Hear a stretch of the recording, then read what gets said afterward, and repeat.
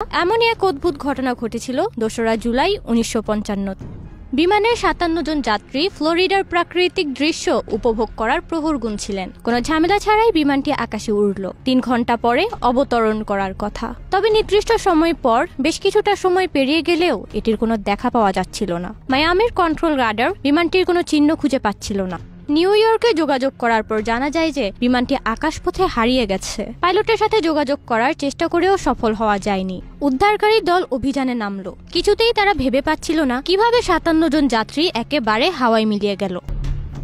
এবার ৯ সেপ্টেম্বর ১৯৯২ ভেনেজুয়েলার কারাকাস বিমানবন্দর কন্ট্রোল টাওয়ারে একটি অপরিচিত বিমানের অস্তিত্ব ধরা পড়ে। বিমানের পাইলট সেখানে বিমানটি অবতরণ করার অনুমতি চায়। কিছুক্ষণ অনুসন্ধান করে জানা যায় এটি সেই বিমান যা হারিয়ে গিয়েছিল। কন্ট্রোল টাওয়ার থেকে পাইলটকে জানানো হয় যে এটি ভেনেজুয়েলার কারাকাস বিমানবন্দর। এটি মায়ামি থেকে ১৮০০ কিলোমিটার দূরে অবস্থিত। এটি জানার পর পাইলট এবং সহকারী পাইলট বিস্মিত না হয়ে পারেন না। তারা সহ সবার কাছেই বিষয়টি অবিশ্বাস্য মনে হচ্ছিল। পরবর্তী সময়ে বিমানটিকে অবতরণ করার অনুমতি দেয়া হয়। পাইলট ওই ৫৭ জন যাত্রী সহ বিমানটি না থামিয়ে পুনরায় চালিয়ে আকাশে নিয়ে যান।